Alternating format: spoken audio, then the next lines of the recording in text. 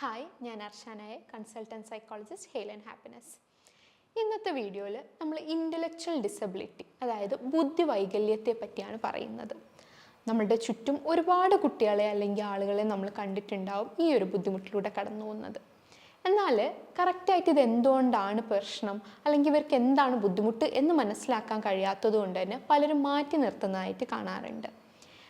നമുക്ക് എന്താണ് intellectual disability എന്ന് നോക്കാം. ഇവർക്ക് IQ ടെസ്റ്റ് ചെയ്യുന്ന സമയത്ത് അല്ലെങ്കിൽ ഇൻ്റലിജൻസ് ക്വോഷ്യൻ എന്ന് പറയുന്ന സംഭവം ടെസ്റ്റ് ചെയ്യുന്ന സമയത്ത് 70-ൽ താഴെ ആയിരിക്കും സ്കോർ ഉണ്ടാവുക. സാധാരണയായിട്ട് ഇത്തരം ബുദ്ധിമുട്ടുകൾ ചെറിയ കുട്ടികളിലാണ് കണ്ടു തുടങ്ങാറ്. ഒരു പ്രായമെത്തിയിട്ട് അഡൾട്ടിലാണ് കാണുന്നതെങ്കിൽ നമുക്കൊരു ഇൻ്റലക്ച്വൽ ഡിസബിലിറ്റി എന്ന് പറയാൻ കഴിയില്ല. ചെറുപ്പം മുതലേ ഉള്ളൊരു ഓൺസെറ്റാണ് ഇതിൻ്റെ ഒരു പ്രത്യേകത എന്ന് പറയുന്നത്. അതുപോലെ തന്നെ ഈ ബുദ്ധിമുട്ടിലൂടെ അനുഭവിക്കുന്ന ഒരു വ്യക്തിക്ക് അവരുടെ ദൈനംദിന ഒട്ടുമിക്ക കാര്യങ്ങളിലും ഒരു ബുദ്ധിമുട്ട് അനുഭവപ്പെടുന്നതായിരിക്കും. അതായത് അവർക്കൊരു പ്രശ്നം പരിഹരിക്കാൻ, അല്ലെങ്കിൽ ഒരു ഡിസിഷൻ എടുക്കാൻ, എന്തെങ്കിലും ഒരു കാര്യം പ്ലാൻ ചെയ്യാൻ, അവരുടേതായിട്ടുള്ള സെൽഫ് കെയർ, ഇപ്പോൾ കുളിക്കുക, ബ്രഷ് ചെയ്യുക, അങ്ങനത്തെ കാര്യങ്ങൾ, ഡ്രസ്സ് ഇടുന്നത് പോലെയുള്ള കാര്യങ്ങളിലോ ടോയ്ലറ്റിങ്ങിലോ ഒക്കെ ഒരു ബുദ്ധിമുട്ടുണ്ടാവുന്നതാണ്. പഠനത്തിൻ്റെ അല്ലെങ്കിൽ അക്കാഡമിക്കൽ ഏരിയ പറയുകയാണെന്നുണ്ടെങ്കിൽ എഴുതാൻ, വായിക്കാൻ, നമ്പർ പോലെയുള്ള കൺസെപ്റ്റുകളൊക്കെ മനസ്സിലാക്കാനും ഇവർക്ക് ഭയങ്കരമായിട്ട് ബുദ്ധിമുട്ടുണ്ടാവാറുണ്ട്. അതുപോലെ തന്നെ ഇത്തരം വ്യക്തികളിൽ ഒരു കമ്മ്യൂണിക്കേഷൻ, അതായത് ഒരാളുമായിട്ട് സംസാരിക്കുന്നതിൽ, ഒരു സോഷ്യലി ഒരു സമൂഹത്തിൽ ഇടപഴകുന്നതിലും ഒക്കെ ബുദ്ധിമുട്ടുകൾ ഉണ്ടാവാറുണ്ട്. പൈസ കാര്യങ്ങളൊക്കെ എണ്ണൽ, തിട്ടപ്പെടുത്തൽ, അത് കറക്റ്റായിട്ട് മാനേജ് ചെയ്യുകയൊക്കെ ഇവർക്ക് ഭയങ്കരമായിട്ട് ബുദ്ധിമുട്ട് കാണാറുണ്ട്. ഇതിൻ്റെ കാരണങ്ങൾ ചോദിക്കുന്ന സമയത്ത് കാരണങ്ങൾ പല രീതിക്കാണ് വരുന്നത്. അതായത് ഈ ഒരു പ്രസവത്തിൻ്റെ സമയത്ത് കുട്ടി ഗർഭാവസ്ഥയിൽ ഇരിക്കുമ്പോൾ മുതൽ തന്നെ ഇതിൻ്റെ കാരണങ്ങൾ തുടങ്ങാനുള്ള ചാൻസ് ഉണ്ട്. അതായത് ഈ ഗർഭിണി ആയിരിക്കുന്ന സമയത്ത് പാരൻസ് ആൽക്കഹോൾ, എന്തെങ്കിലും തരത്തിൽ ലഹരി ഉപയോഗങ്ങൾ ഉണ്ടായിട്ടുണ്ടെങ്കിൽ, മാൽന്യൂട്രീഷൻ, കറക്റ്റായിട്ട് അമ്മയ്ക്ക് ന്യൂട്രീഷൻ കിട്ടിയിട്ടില്ല എന്നുണ്ടെങ്കിലൊക്കെ ഇത് കുട്ടിക്ക് ബുദ്ധിമുട്ടാവാറുണ്ട്. ആ സമയത്തുള്ള ഇൻഫെക്ഷനുകളും കാരണമായിട്ട് വരാറുണ്ട്. അതേപോലെ തന്നെ ഡൗൺ സിൻഡ്രോം, ഫ്രജൈൽ എക്സ് എന്ന് പറയുന്നുള്ളൊരവസ്ഥയുണ്ട്. അത്തരം ബുദ്ധിമുട്ടുകളും ഇതിലേക്ക് ലീഡ് ചെയ്യാറുണ്ട്. അല്ല, പ്രസവ സമയത്ത് ഉണ്ടാവുന്ന എന്തെങ്കിലും തരത്തിലുള്ള ബ്രെയിൻ ഇഞ്ചുറീസ്, അല്ലെങ്കിൽ ന്യൂട്രീഷൻ കുറവ്, പ്രസവത്തിന് ശേഷമുള്ള കുട്ടിക്ക് മതിയായിട്ടുള്ള ഭക്ഷണം ലഭിച്ചിട്ടില്ല എന്നെങ്കിലൊക്കെ ഇത് കാരണമാവാറുണ്ട്. അതുപോലെ തന്നെ പ്രസവ സമയത്ത് കുട്ടിക്ക് ബർത്ത് വെയ്റ്റ് കുറവാണ് എന്നുണ്ടെങ്കിൽ, അതേപോലെ മാസം തികയാതെയുള്ള പ്രസവമൊക്കെ ഇതിലേക്ക് നയിക്കാനുള്ള ചാൻസുകളാണ്. പിന്നെ എന്തൊക്കെയാണ് ഇത്തരം കുട്ടികളിൽ കാണുന്ന സാധാരണയായിട്ടുള്ള സിംറ്റംസ് എന്ന് നോക്കുകയാണെങ്കിൽ, ഇവർക്ക് കാര്യങ്ങൾ മനസ്സിലാക്കാനും അതിനനുസരിച്ച് പ്രവർത്തിക്കാനും ഒരു ബുദ്ധിമുട്ടുണ്ടാകുന്നതായിരിക്കും. അക്കാഡമിക്കലി ഇവർക്ക് എഴുത്തിൽ, വായനയിൽ, നമ്പറുകൾ ഒക്കെ ബുദ്ധിമുട്ടായിരിക്കും. ഒരു കാര്യം മറ്റുള്ളവർ പഠിക്കുന്ന അല്ലെങ്കിൽ മനസ്സിലാക്കുന്ന അതേ സ്പീഡിൽ ഇവർക്ക് മനസ്സിലാക്കാൻ കഴിയില്ല. ചെറുതാവുമ്പോൾ തന്നെ നമുക്ക് മൈൽ സ്റ്റോൺസ് എന്ന് പറയും. അതായത് ഇപ്പോൾ കുട്ടി നടന്നു തുടങ്ങുക, സംസാരിച്ചു തുടങ്ങുക, കമിഴ്ന്ന് കിടക്കുക, അത്തരം കാര്യങ്ങളൊക്കെ ഇവർക്ക് കുറച്ച് ലേറ്റ് ആയിട്ടായിരിക്കും സംഭവിക്കുന്നുണ്ടാവുക. ഇപ്പോൾ സാധാരണ കുട്ടികൾ സംസാരിക്കുന്ന അല്ലെങ്കിൽ നടന്നു തുടങ്ങുന്ന ആ ഒരു പ്രായത്തിൽ ഇവർക്ക് ഇത്തരം കാര്യങ്ങളൊന്നും കാണുന്നുണ്ടാവില്ല. അത് കുറച്ച് ഡിലേയ്ഡ് ആയിട്ടായിരിക്കും കാണുന്നുണ്ടാവുക. സംസാരിച്ച് തുടങ്ങുമ്പോൾ തന്നെ കുട്ടിക്ക് വളരെ ലിമിറ്റഡ് ആയിട്ടുള്ള വൊക്കാബുലറി, അതായത് കുറച്ച് 1-2 വാക്കുകൾ, അമ്മ, അച്ഛൻ എന്നുള്ള വാക്കുകൾ മാത്രം പറയാൻ പറ്റുക, അല്ലെങ്കിൽ വളരെ ആവശ്യമായിട്ടുള്ള ഇപ്പോൾ വെള്ളം, അത്രയും വളരെ ലിമിറ്റഡ് ആയിട്ടുള്ള വാക്കുകൾ മാത്രമായിരിക്കും ഇവർ ഉപയോഗിക്കുന്നുണ്ടാവുക. ചിലപ്പം ഈ പറയുന്ന വാക്കുകൾ തന്നെ റിപ്പീറ്റഡ് ആയിട്ട് ഇങ്ങനെ പറഞ്ഞുകൊണ്ടേ ഇരിക്കാറുണ്ട്. അതുപോലെ തന്നെ ചില പ്രവൃത്തികൾ ഇവർ റിപ്പീറ്റഡ് ആയിട്ട് ഇങ്ങനെ കണ്ടിന്യൂസ് ആയിട്ട് ചെയ്തുകൊണ്ടേ ഇരിക്കാറുണ്ട്, ഒരു കാരണവുമില്ലാതെ. അതുപോലെ തന്നെ ഇവരുടെ ഡെയിലി ആക്ടിവിറ്റീസ് ചെയ്യാൻ, ഇപ്പോൾ കുളിക്കാൻ, ബാത്റൂമിൽ പോകാൻ, പല്ല് തേക്കാൻ, ഡ്രസ്സ് ഇടുമ്പോൾ അത്തരം കാര്യങ്ങളിലും ഒക്കെ ഇവർക്കൊരു ബുദ്ധിമുട്ടുണ്ടാകുന്നതായിട്ട് കാണാറുണ്ട്. അതുപോലെ പുറത്തേക്ക് ഇറങ്ങിയാൽ മറ്റുള്ളവരുമായിട്ട് സംസാരിക്കാൻ, ഇടപഴകാൻ, അല്ലെങ്കിൽ അവരെന്താണ് പറയുന്നത് എന്ന് കറക്റ്റായിട്ട് മനസ്സിലാക്കാനൊക്കെ ബുദ്ധിമുട്ടുണ്ടാവാറുണ്ട്.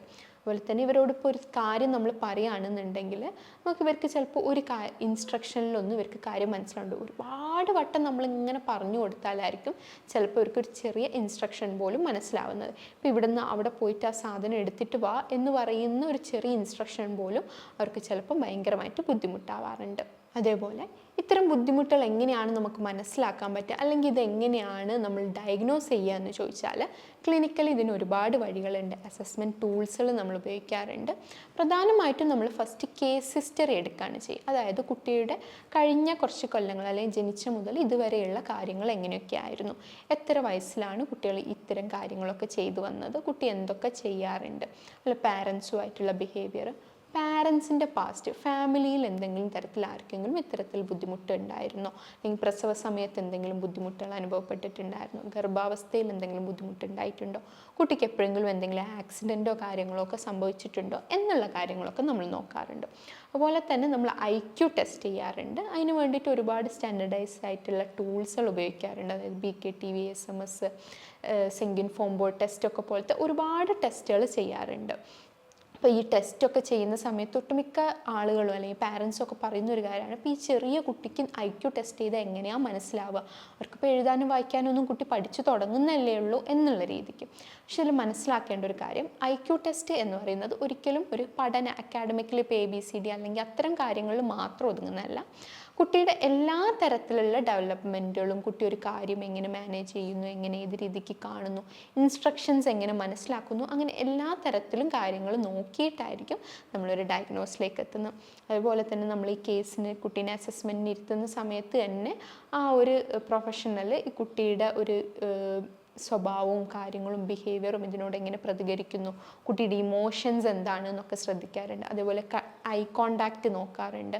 ഈ ഐ കോണ്ടാക്റ്റ് ഒക്കെ ഇത്തരം കുട്ടികളിൽ വളരെ കുറവായിട്ടായിരിക്കും കാണുന്നുണ്ടാവുക. അത്തരം ഒരുപാട് കാര്യങ്ങൾ ഒരുമിച്ച് നമ്മൾ സ്ക്രീൻ ചെയ്തിട്ടായിരിക്കും ഈ കുട്ടിക്കൊരു IQ കുറവാണ് അല്ലെങ്കിൽ ഒരു ഇൻ്റലക്ച്വൽ ഡെഫിഷ്യൻസി ഉണ്ട് എന്ന് മനസ്സിലാക്കുന്നത്. ഇപ്പം നമ്മുടെ തന്നെ ക്ലിനിക്കിൽ ഒരുപാട് കുട്ടികളെ ഈ പഠന സംബന്ധമായിട്ടുള്ള ബുദ്ധിമുട്ടുകൾക്ക് പാരൻസ് വരുന്ന സമയത്ത് അല്ലെങ്കിൽ വാശി ദേഷ്യമൊക്കെ പറയുന്ന സമയത്തും ഈ പഠനത്തിൻ്റെ ബുദ്ധിമുട്ടുകൾ പറഞ്ഞ് അസസ്മെൻ്റൊക്കെ എടുത്ത് കഴിയുമ്പോഴും മുന്നേയൊക്കെ ആയിട്ട് പാരൻസ് ചോദിക്കുന്ന ഒരു ഡൗട്ടാണ്, ഇപ്പം മാം അസസ്മെൻ്റൊക്കെ എടുത്തു, കുട്ടിക്ക് എന്തെങ്കിലും ബുദ്ധിപരമായിട്ട് പ്രശ്നമുണ്ടോ, എന്തെങ്കിലും ബുദ്ധിക്കുറവുള്ളതായിട്ട് ഫീൽ ചെയ്തിട്ടുണ്ടോ എന്നുള്ളത്. പക്ഷെ നമ്മൾ മനസ്സിലാക്കേണ്ട കാര്യം, ഒരു ബുദ്ധിക്കുറവ് എന്ന് പറയുന്നത് ഒരിക്കലും അക്കാഡമിക്കലി മാത്രമുള്ളൊരു കാര്യമല്ല എന്നുള്ളതാണ്. ഇപ്പോൾ ഒരു കുട്ടിക്ക് ബുദ്ധിമുട്ടുറവുണ്ട് എന്നുണ്ടെങ്കിൽ നമുക്ക് വീട്ടിൽ തന്നെ അവരുടെ കാര്യങ്ങളിലൊക്കെ പാരൻസിന് ഒരുവിധം മനസ്സിലാക്കാൻ കഴിയുമെന്നുള്ളതാണ്.